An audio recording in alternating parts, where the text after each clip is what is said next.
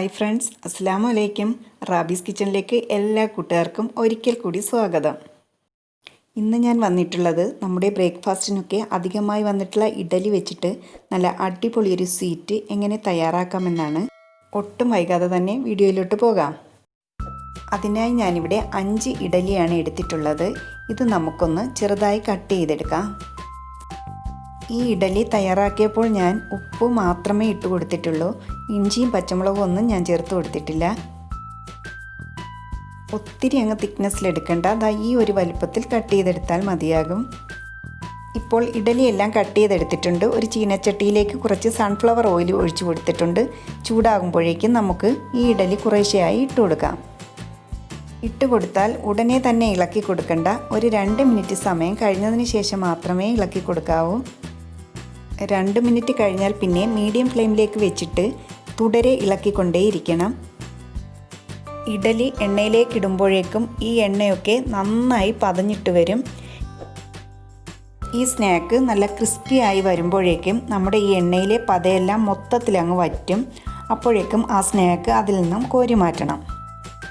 ഞാനിപ്പോൾ കുറച്ച് മാത്രമേ ചെയ്തെടുക്കുന്നുള്ളൂ. കൂടുതലുണ്ടെങ്കിലും ചെയ്തു വെച്ച് കഴിഞ്ഞാൽ സ്റ്റോർ ചെയ്യാൻ പറ്റിയ ഒരു സ്നാക്കാണ്.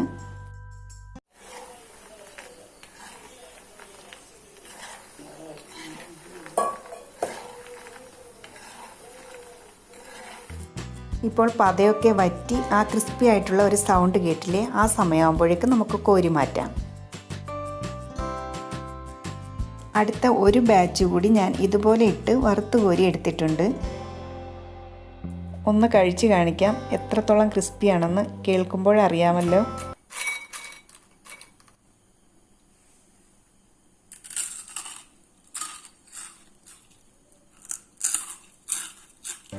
ഇത് ഇങ്ങനെ തന്നെ കഴിക്കാൻ നല്ല ടേസ്റ്റാണ്. ഞാൻ പിന്നെ ഇതൊന്ന് സ്വീറ്റ് ആക്കുന്നുണ്ട്.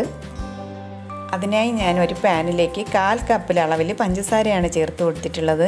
അതിലേക്കൊരു അല്പം മാത്രം, 1 ടേബിൾ സ്പൂൺ തികച്ചില്ലാതെ വെള്ളം കൂടി ചേർത്ത് കൊടുത്തിട്ടുണ്ട്. പഞ്ചസാര ഒന്ന് മെൽറ്റായി തുടങ്ങുമ്പോഴേക്കും നമുക്ക് ചെറുതായി ഒന്ന് ഇളക്കി കൊടുത്ത് ഇതിനെ ഒന്ന് കാരമലൈസ് ചെയ്തെടുക്കാം. ഒത്തിരി ഡാർക്ക് ആവേണ്ട, ഈ ഒരു കളറാകുമ്പോഴേക്കും ഞാൻ അതിലേക്ക് 1 ടേബിൾ സ്പൂൺ അളവിൽ ബട്ടർ കൂടി ചേർത്ത് കൊടുത്തിട്ടുണ്ട്. ഈ പഞ്ചസാരയ്ക്ക് പകരം ശർക്കര വെച്ചിട്ടും ചെയ്തെടുക്കാവുന്നതേ ഉള്ളൂ. ബട്ടർ ഓപ്ഷണലാണ്, ചേർത്ത് കൊടുത്താൽ പ്രത്യേക ഒരു ടേസ്റ്റ് ഉണ്ടാകും. ഇപ്പോൾ ബട്ടറൊക്കെ നല്ലതുപോലെ മെൽറ്റായി വന്നിട്ട് ആ പഞ്ചസാരയുമൊക്കെ ആയിട്ട് നന്നായിട്ട് യോജിച്ച് വന്നിട്ടുണ്ട്.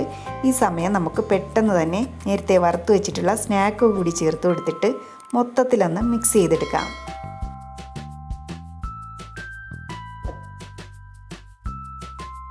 മിക്സ് ചെയ്ത് കഴിഞ്ഞാൽ പിന്നെ ഫ്ലെയിം ഓഫ് ചെയ്തിട്ട് സ്പാച്ചില വെച്ച് തന്നെ എല്ലാം ഒന്ന് സെപ്പറേറ്റ് ചെയ്തിടണം. അപ്പോൾ നമ്മുടെ സ്നാക്ക് ഇവിടെ റെഡിയായി. ചൂടാറി കഴിയുമ്പോഴേക്കും ഇത് നമുക്ക് എയർ ടൈറ്റ് ആയിട്ടുള്ള കണ്ടെയ്നറിലേക്ക് സ്റ്റോർ ചെയ്ത് മാറ്റാം.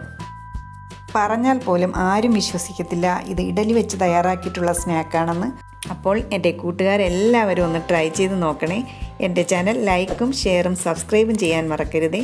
അപ്പോൾ പുതിയൊരു വീഡിയോയുമായി ഇൻഷാ അല്ലാഹ് നമുക്ക് വീണ്ടും കാണാം.